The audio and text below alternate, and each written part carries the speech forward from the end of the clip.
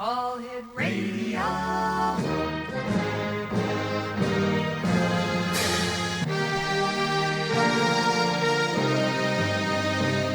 Welcome to the X Zone, a place where fact is fiction and fiction is reality.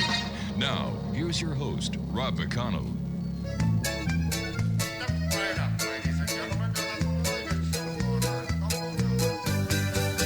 She was born in a fun house. She grew up on a wild mouse, driving bumper car around the ground, and a big rig from town to town. She sleeps on a roller coaster. She looks like a girly poster. She did both Barnum and Bailey at these 3 shows daily. She's a carnival girl. She's more fun than a tilt-a-whirl. She's a laugh in the dark. She's an amusement park.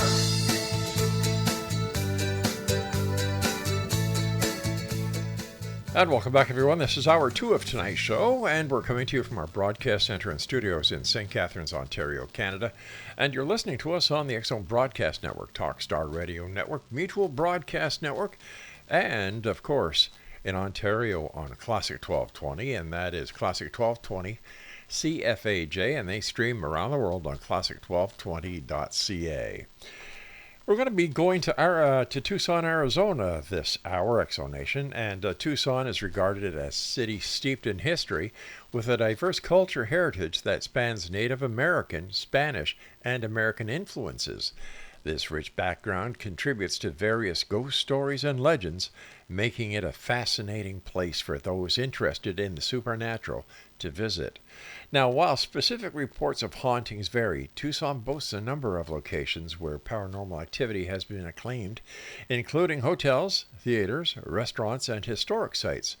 Visitors and locals often share experiences of unexplained noises, shadowy figures, cold spots, and feelings of being watched.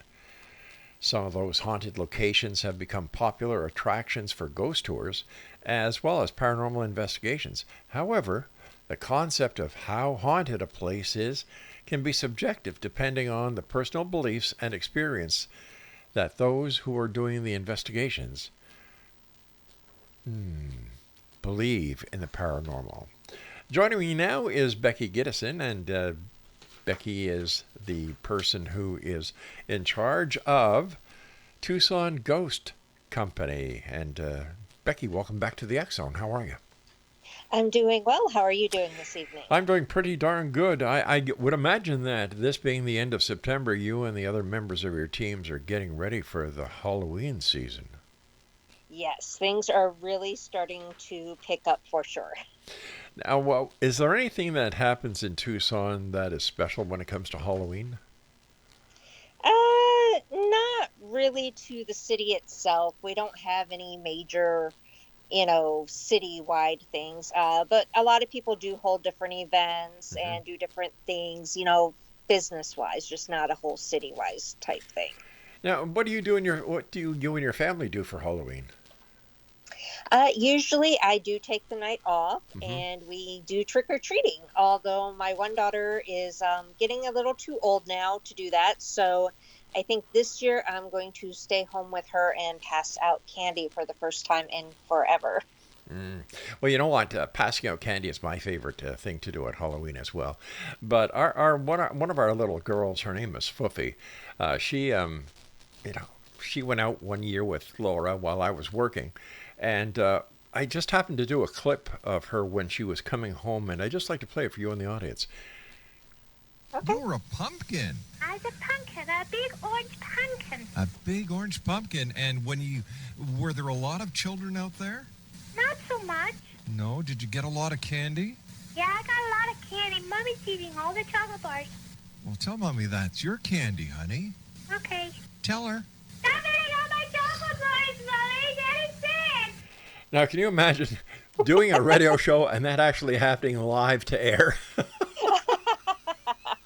But I hate to say this, but I think the parents actually, do that all the time. They eat the kids' candy. So But it was so funny that my wife actually got caught out of the mouth of babes. Oh my goodness! Now I was reading about Tucson and how haunted it is, and you've got a number of haunted locations there. You've got let me see, the Hotel Congress, Fox Theater, El Charro Cafe, St. Augustine Cathedral, Pima County Courthouse, Old Tucson Studios, Sabino Canyon, and the list goes on and on and on. Why is Tucson so haunted?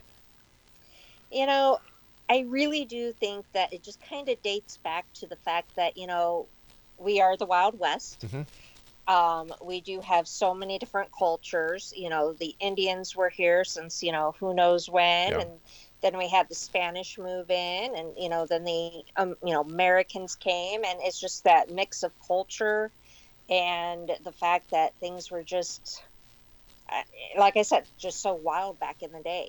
We're famous for, the gunfights and stuff like that out Mm-hmm. here. And I think that history just really plays in. How many haunted locations have you and your team actually gone to?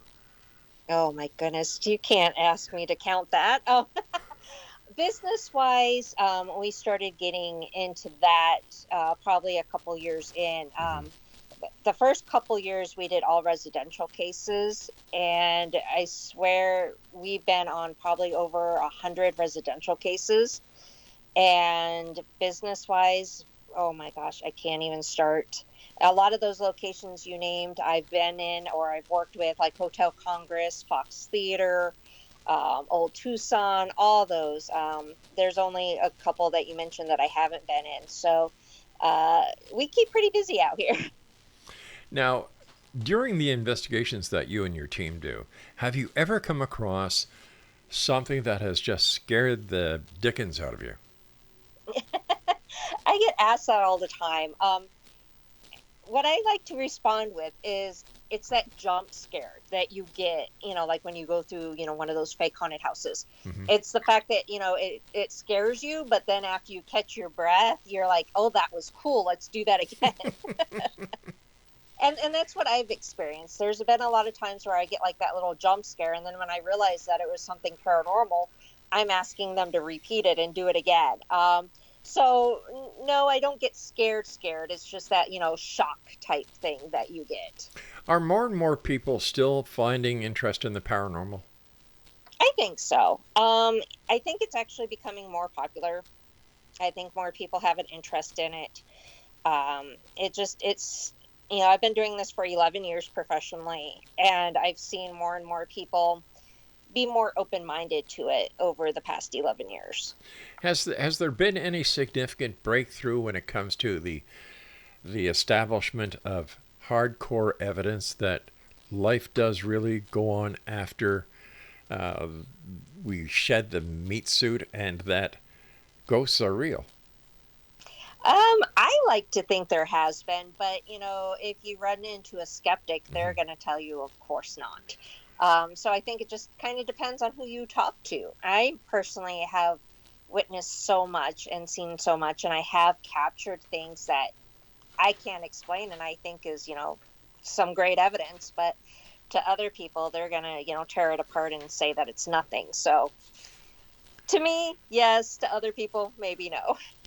Becky, what would lend somebody to give you a call and ask you and your team to come and do a paranormal investigation at their home? A lot of times it's just they're experiencing things that they themselves cannot explain, and sometimes they think they're crazy, and so they just kind of want validation that they're not crazy, and they call us in. And in those cases, especially when we do find something, they're so relieved because they feel like they're validated and they feel like they haven't lost their mind. So that's what calls us in a lot of times, is just the feeling that, something's going on and they want to make sure that they're not losing their mind type deal. And how long does it take you and your team to do an investigation to come to a conclusion of one sort or another? Total together, I would say it takes about 3 to 4 weeks to complete, because we do the intake form, we do our research, then we actually investigate, and then it takes about 2 weeks to review all the evidence. And is that video and EVP evidence? Yes, that is. We do both. Wow. And where do you find your strongest evidence comes from? The EVPs for sure. I'm still baffled on how EVPs work. Is there been any explanation that you heard of to explain what exactly happens with an EVP? You know, I've actually been trying to research that, because, as I tell my team, in order for us to prove the paranormal exists, we have to knock everything out first, and we have to be skeptics. And so I look into it and I try to find explanations, but in all honesty, I really can't. I can't explain where this voice is coming from when I have, a blank recorder and nothing on it except for me and, my other investigator talking, and then all of a sudden there's that voice right in between us. I can't explain that. I don't know where it comes from. And of course, this is when you use a digital or an analog recorder. So it really doesn't matter. Yes. What was it like the first time you actually heard a voice on an EVP that you had taken where you had not been able to hear it at the time of the spirit or entity saying it on that part of the tape? It's so funny, because it's something that I will never, ever forget. It was on my very first investigation that I did as my own team. And I remember so clearly because of the fact that when we were there, I felt something on the back of my neck. And I wasn't sure what it was. And I ended up saying, well, maybe, my hair fell out of my ponytail or whatever. But when we were playing back the EVP, you hear, no, it was me.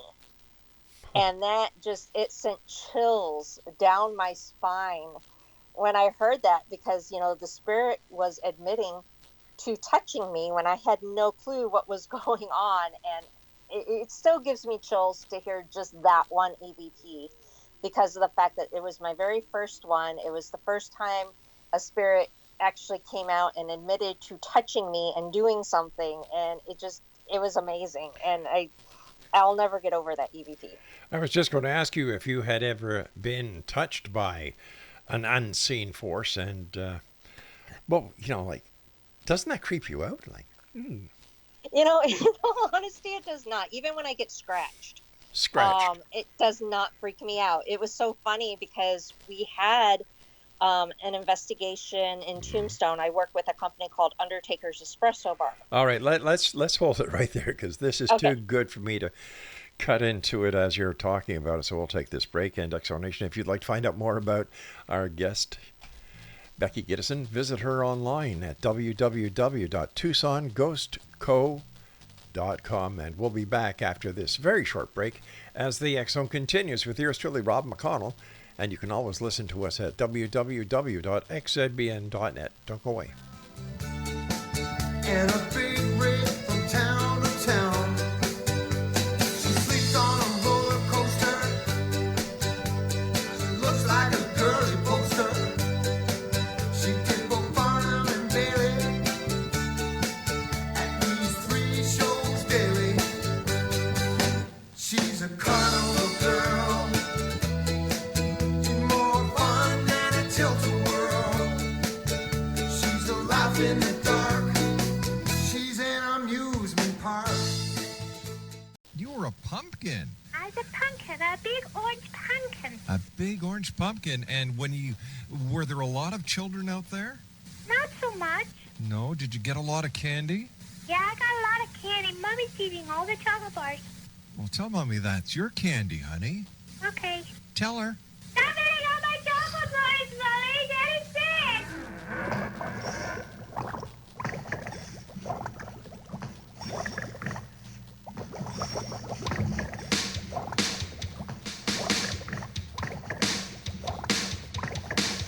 I was working in the lab late one night when my eyes beheld an eerie sight. For my monster from his slab began to rise, and suddenly, to my surprise, He did the mash. he He did the monster mash. The monster mash. It was a graveyard smash. He did the mash. It caught on in a flash. He did the mash. He did the monster mash. From my love Natari in the castle east to the master bedroom where the vampires feast. The ghouls all came from their humble abodes to catch a jolt from my electrode. They did the mash. They did the monster The mash. monster mash. It was a graveyard They smash. did the mash. It caught on in a flash. Welcome back. Becky Gydesen is our special guest, TucsonGhostCo.com. And I'm sorry, Becky, I had to stop you before you started that story because I just didn't want to interrupt you as we got the ball rolling. So please continue. Oh, not a problem. We were talking about being touched and being scratched. Yes. And yeah. we did an investigation at Undertaker's Espresso Bar. It's in Tombstone, Arizona. I work with them. Great company, very haunted. But the one thing I got to say for sure is watch what you say as soon as you enter a building. That's all I've got to say. Because I was talking to my other female investigators and they were like going through breakups and having, issues. And so, that girl power, I came together and I said, yeah, boys can suck, And apparently I made the spirits very upset by saying that. Because about 15, 20 minutes later into the night, I'm sitting there and I'm like leaning forward so I'm not rubbing against anything. And I feel this burning sensation on my back. Oh. And so I told my investigators, I said, I've got a burning on my back. And they're like, do you want us to check? And I said, sure. And so I lift up, the bottom of my shirt. And they're like, oh my God, Becky, you're scratched. And I'm like, oh. And they're like, aren't you freaking out? I'm like, no. It doesn't even freak me out anymore. I'm like, oh, okay. And then a few minutes later, it was, burning even worse. So I told them and they looked and they're like, it's more red, that it's actively turning redder. And I'm like, oh, okay. And they're like in shock that I'm not freaking out by this. Yeah. Becky, how do we explain that there's actual evidence of you being touched, but the ghost has no form. It has no mass. Yeah. And yet you were scratched. How does this make sense? It doesn't. I cannot explain it. I know their energy is a lot different. Yeah. And the way that they're able to do that, it's actually amazing, which I guess is why I don't take it as anything bad. I've been scratched a lot of times. I never feel threatened by it at all. I'm thinking it's just their way of somehow getting my attention or, telling me something like, hey, whatever. But I don't understand how they can do it, but I find it amazing. And so I don't feel threatened by it at all. Is there any chance that you could actually get infected by their touch, their scratch, because I don't know. This is new to me where we have to explain how a scratch works, right? Given by a spirit. Luckily, I've never been scratched deep enough to where it's bled. Oh, I see. So it's that redness of it, and then after a while it fades and you can't even tell.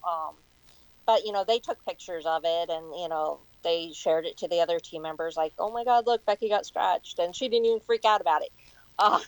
But, I haven't ever been harmed bad enough to where I would have to worry about, I guess, seeking medical help in any shape, way, or form. It's just been like attention getting is how I would explain it. But isn't it possible that in them trying to get your attention, for example, you could be pushed down a flight of stairs or you could have a door slammed on your hand? Or is it just like you said, they keep trying to get your attention?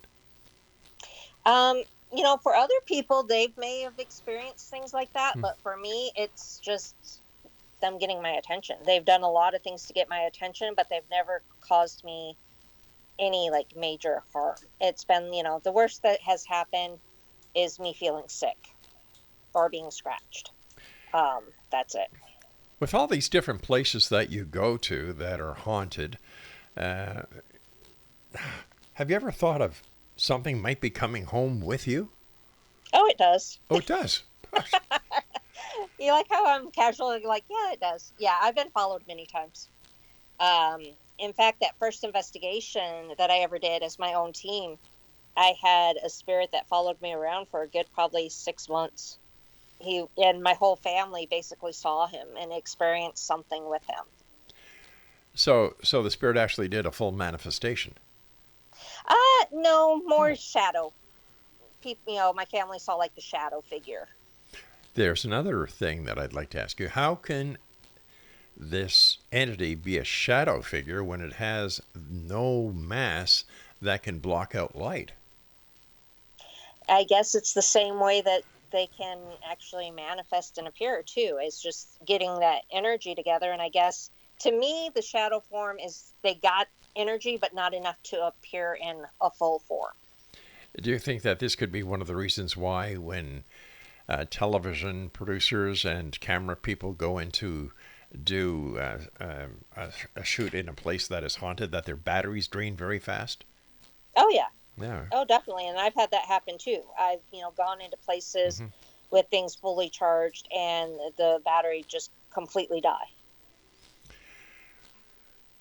How do you determine which place you're going to do an investigation and how deep that investigation is going to be? I know we talked about a residence before, but let's take a location, one of the haunted hotels in Tucson. How do you determine how you're going to do that investigation? Well, when it comes to bigger locations, I definitely need more members of my team to go with because that is something that we have to divide and conquer. So we each have to take different sections and each run, equipment and cameras and things like that. And we stay, as long as basically we're allowed to stay. And we just take it from there. Some places are easier to investigate because they're smaller and you don't need as many people and you don't have as much to cover. But when you have bigger locations, you definitely have to take, more time, more people, and really, dig into it because you want to, like hotels, you want to cover as many rooms as you can get in as possible because the spirits may try to hide from you and go to different areas. So you want to make sure you go to all the areas you can go to try to explore and capture something. Now, what type of equipment would you use on an investigation? Let's use that hotel that we were using hypothetically. Well, for the hotel, we would be taking a DVR camera, trail cams, body cams. We would be taking like REM pods, laser grids, definitely our recorders, and any handheld, equipment like your K2s, ghost meters, things like that.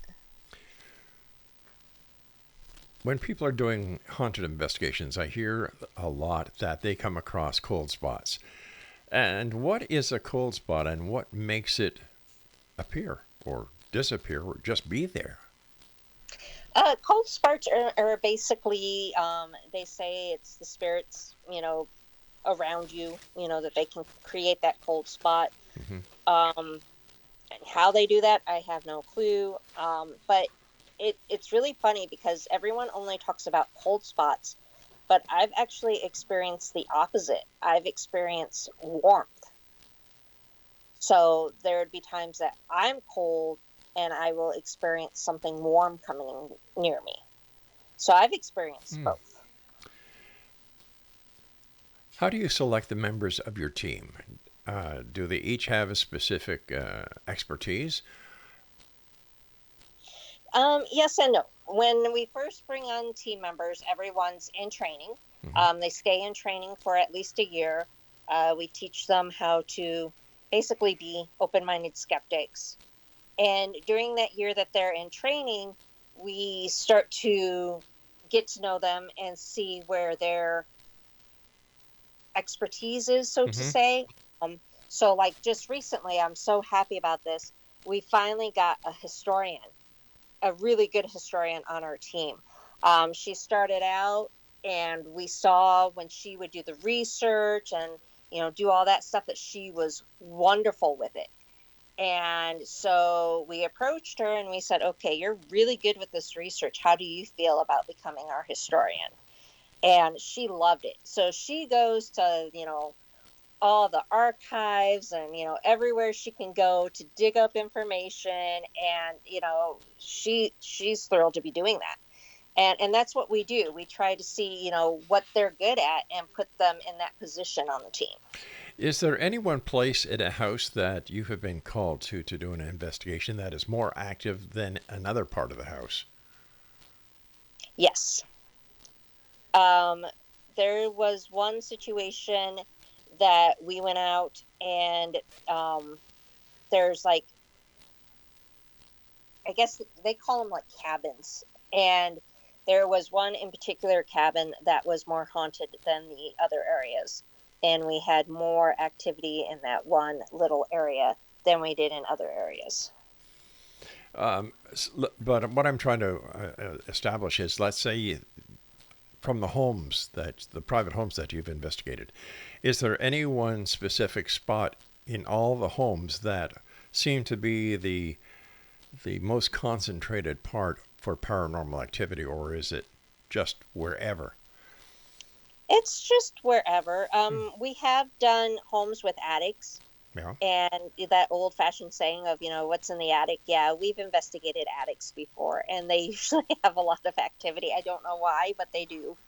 And it's rare out here to have like basements or attics, but I remember that attic one very well because of the fact that we went up in the attic and we couldn't even sit up straight, and we were sitting up there for hours investigating. So. Did you find anything? Yes, we actually had things move on us while we were up there. Holy cow. You and I had to take our break at the bottom of the hour. Becky McKiddy-Gydesen is our special guest, X-Zone Nation. She is with Tucson Ghost Co.com. And we'll both be back on the other side of this break as the X-Zone continues with yours truly, Rob McConnell, from our broadcast center and studios in St. Catharines, Ontario. And you can listen to us and all the other great programs that we produce here at the X-Zone. That's the X-Zone Broadcast Network. All you need to do is go to www.xzbn.net, and I will guarantee you there is something for someone at that website. Everything from the paranormal to space stories, Planet X, Flash, and much more. We'll be back. Whatever you do, don't go away. It caught on in a flash. He did the mash. He did the monster mash. From my love Notari in the castle east to the master bedroom where the vampires feast. The ghouls all came from their humble abodes to catch a jolt from my electrode. They did the mash. They did.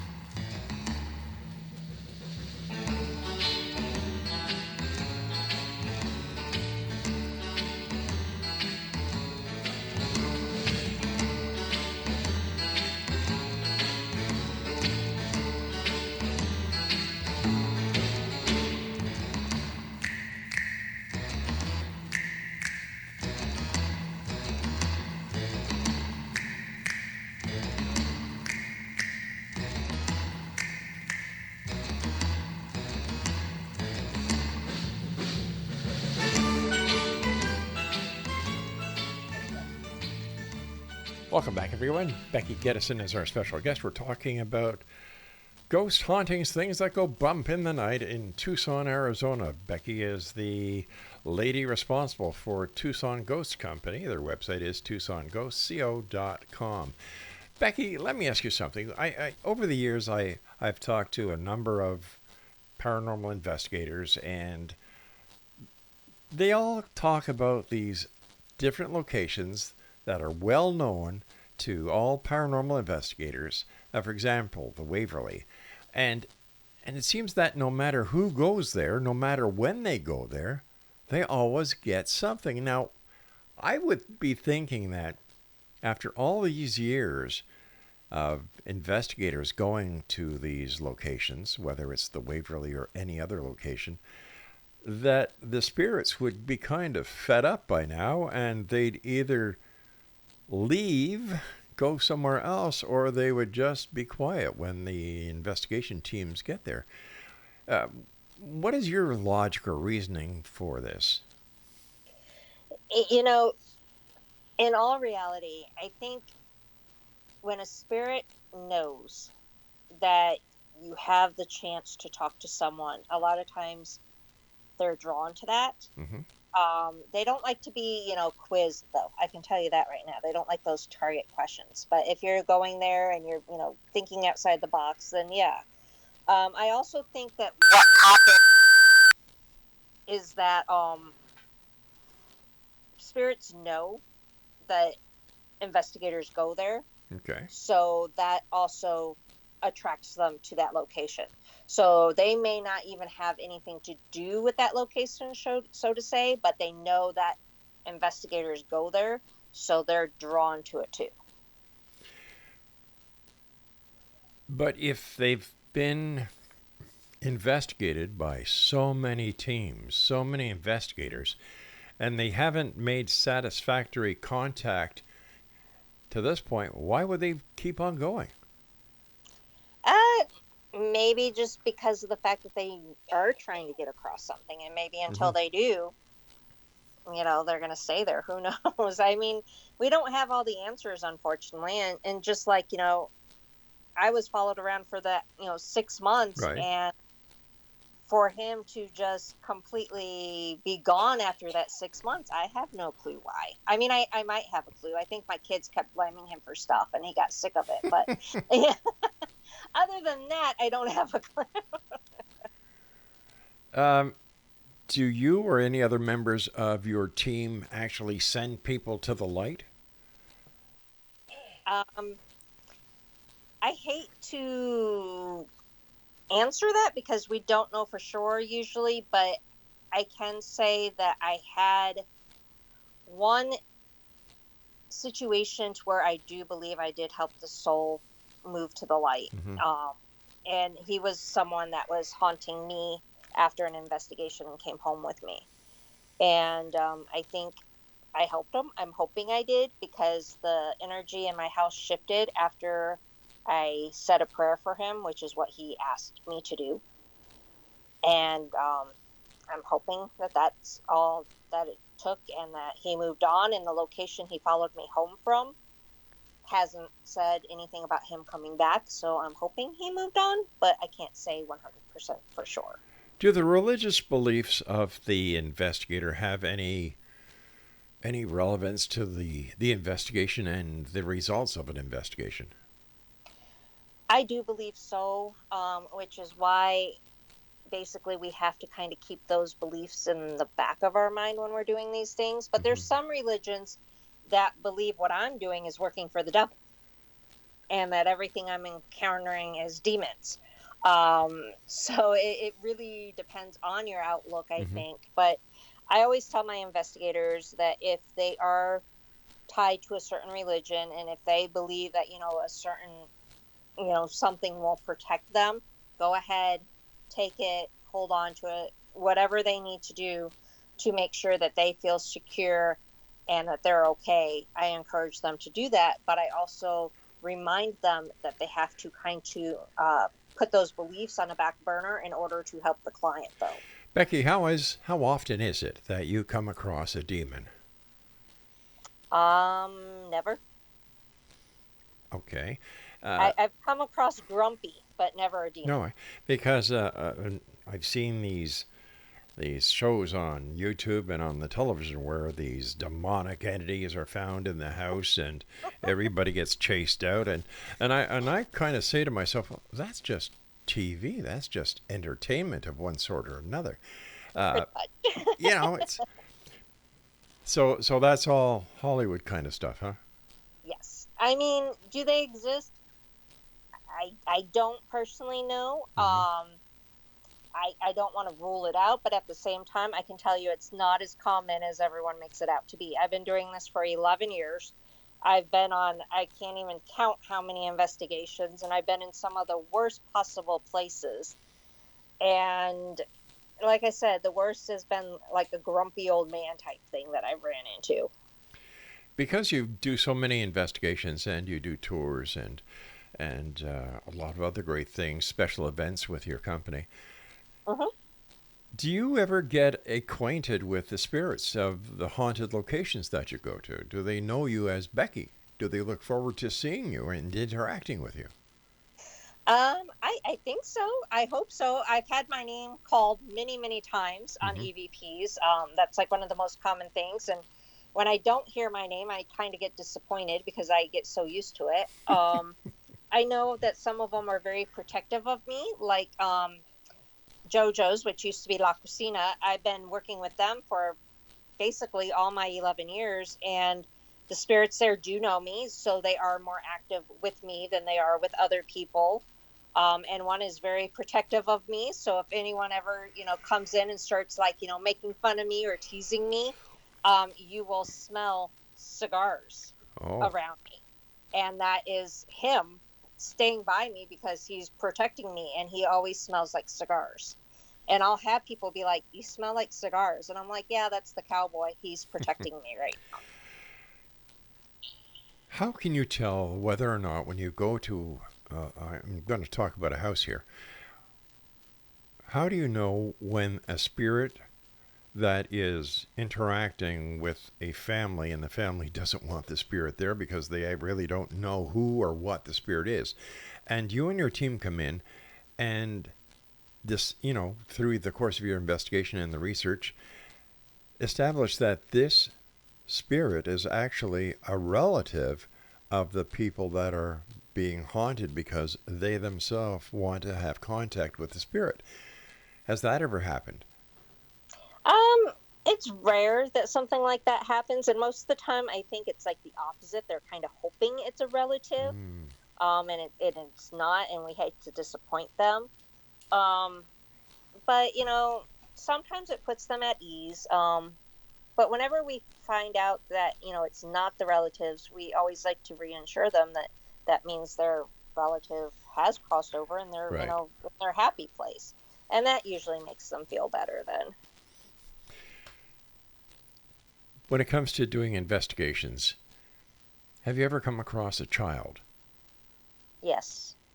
How do you find, you're a parent. I'm a Yeah. parent, a grandparent. How does it make you feel when you are approached through the investigation by a child who has passed and is now on the other side? It makes you sad, because it is a child Hmm. and they didn't get to, live out their full life. But at the same time, I kind of, get like that special relationship with them, I guess, being a mom. Um, and that makes them drawn to me more. And we have one little girl spirit that is at JoJo's that I've actually seen. And at first glance, I thought it was my daughter because I only like saw her out of the corner of my eye, and I thought it was my daughter. Um, and I yelled at my daughter, and she didn't answer me. And then I found out she was in another room the entire time. But this little girl spirit is very drawn to me. She's very drawn to my girls, and she just loves to, you know, interact with us when we're there. And it kind of has that special feeling, that she's there. And of course, I'm sad, that she is there, but we try to do what we can for her when we're there until, for whatever reason, she moves on. Becky, has there ever been any research done to see what the similarities are between investigators? Um, could there be something within your DNA that makes you more susceptible to being a successful paranormal investigator than another person would be? Is there any research done on the investigator, or is it just pointed to the paranormal activity that they're investigating? Um, a little bit of both. I mean,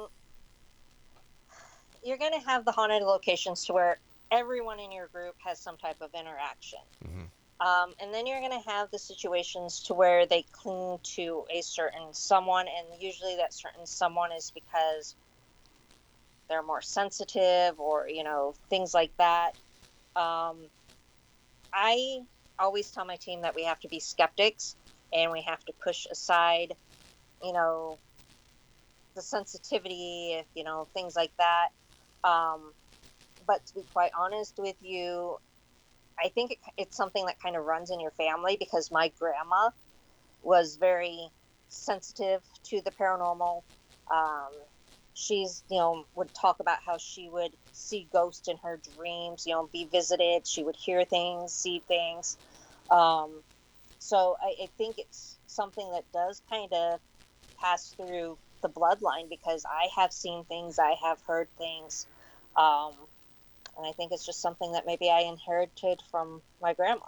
Yeah, I've often wondered that, and it kind of makes sense that if you have the blood or the genes of someone who has also had the ability to connect with those on the other side or interact with those on the other side, then others down the line of the family would also have that ability. It probably, because like I said, my whole entire life, I would sense things that other people wouldn't. And my grandma was the same way. So I think that was something that I got from my grandma. My grandma was like the only one that ever talked about it and was the only one that would say anything. But then again, in those days, you never really did say anything. That's right.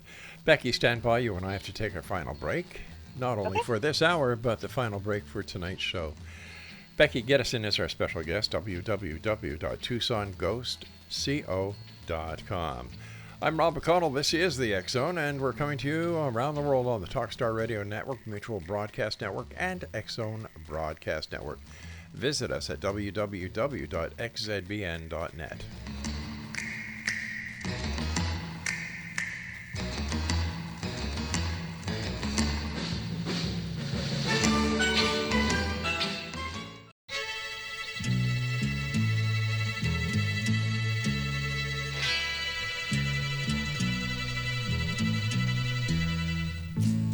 Those schoolgirl days of telling tales and biting nails are gone. But in my mind, I know they will still live on and on. But how do you thank someone who has taken you from crayons to perfume? It isn't easy, but I'll try. If you wanted the sky, I would ride across the sky in letters that would soar 1,000 feet high to serve with love. And welcome back. I have to make something right with you, the X Zone Nation, tonight. I have been giving you the wrong web address for Becky. It's TucsonGhostCompany.com. TucsonGhostCompany.com. And Becky, I apologize for that. Oh, that's okay. No. When I'm wrong, I'm wrong.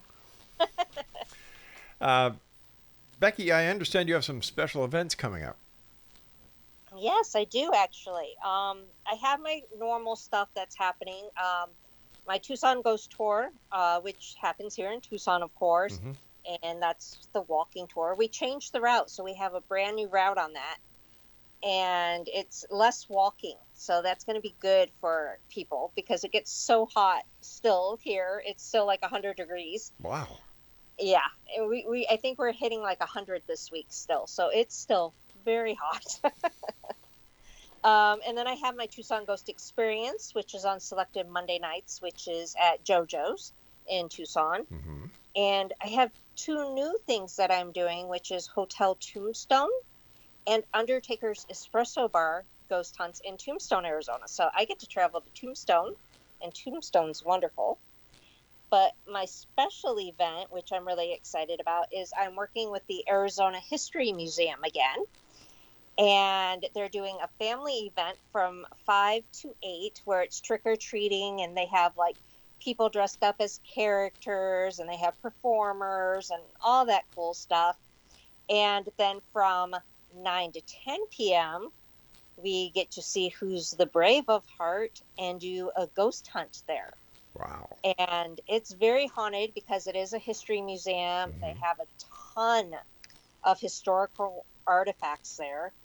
And it's an amazing place. And they have like a mock-up of an old mine, but the stuff in the mine actually came from real mines. And oh my God, that mine is so creepy, and there's so much paranormal activity in there. It's amazing. I love it there. Where, in your opinion, is the most haunted location in Tucson? In Tucson. Yeah. It's hard to say. I mean, I've had so many great experiences at so many different places. JoJo's really good. You know, I usually have experiences there. Fox Theater, oh, that is an awesome place to work with and, you know, do things with. If I have to pick one, oh my gosh. All right, give me your top three. My top three, okay, it would be JoJo's and Fox Theater. Right. And then I would say probably Pioneer, but we're not allowed to actually investigate the Pioneer. How come? They don't want to admit it's haunted, but yet everyone in town knows it is. So it's the best kept secret in town. Yeah. I've been in there before, unofficially. Right. And I had a lot of things happen, and I got a lot of EVPs, but they won't actually let paranormal teams go in there. Oh, that sucks. Yeah. If you could give the listening audience tonight an idea of what it takes to be a paranormal investigator, what would that be? I would like to say be fearless, but, you know, there's times that I get, you know, a little bit of that jump scare. I would definitely say if you want to make a difference in this field, you have to go in as an open-minded skeptic. You can't go in there and believe everything is paranormal. And that's just, you know, for a good example, like I said, I work with Undertaker's Espresso Bar, and they are very haunted. I think every single night I've had something happen whenever I've been there. But they have an ice machine, and it will drop ice, and it will make this loud, like, knocking sound. Right. And it makes you jump. It's so loud. And some people jump to the conclusion that it's a ghost. And it's like, no, it's the ice machine. And you have to be willing to, you know, figure stuff like that out. You can't just go around going, oh, well, you know, that was paranormal. No, you have to get up. You have to look. You have to figure it out. And I think that's the most important thing is, you know, debunking when you do this for a living. Are there any courses that you can suggest that listeners who are interested in becoming a paranormal investigator can take? Or is there any homework that they should do? You know, I would definitely say, you know, do some public ghost hunts with someone, you know, reliable, not just, you know, someone that's throwing stuff together, but with like a paranormal team, do some ghost hunts, read all kinds of books and different types of books. You know, don't just go for, you know, one particular author. Read a bunch of them. Like I had like Ghost Hunting 101 books and stuff like that. As far as courses, I really don't know of any that you can really take. I do YouTube videos explaining things. I know that there's other investigators that do that. I've actually been thinking about starting to do some classes, and that was going to be something that I looked into maybe starting to do after my busy season, because right now I don't have the time with everything coming up. But, you know, check out YouTube, check out books, you know, see if anyone does, you know, offer courses. But definitely, you know, do your research. Don't just jump into it thinking you know everything, because I've been doing this for 11 years and I still don't know everything. In your experience, are there more encounters that you have had of male spirits or more encounters with female spirits? I think it's about equal, but to be quite honest with you, Hmm. it tends to be the males that follow me around more than the females. Okay. Well, that would make sense, I would imagine. Yeah, I mean, Yeah. I guess. Because I don't know, the way I'm looking at it is that a gentleman would rather make contact with a young lady than another gentleman. And Right. especially Yeah. if they're spirits and they can sense or they understand what your experience is, how long you've been doing this, that they would try to make contact with you. Yeah. And, every time I've been followed home, I think I've been followed home once or twice by a child spirit.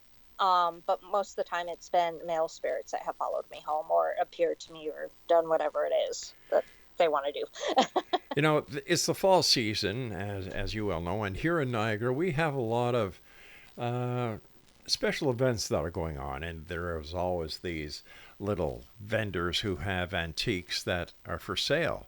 I guess they're kind of like an outdoor garage sale. Uh, Hmm.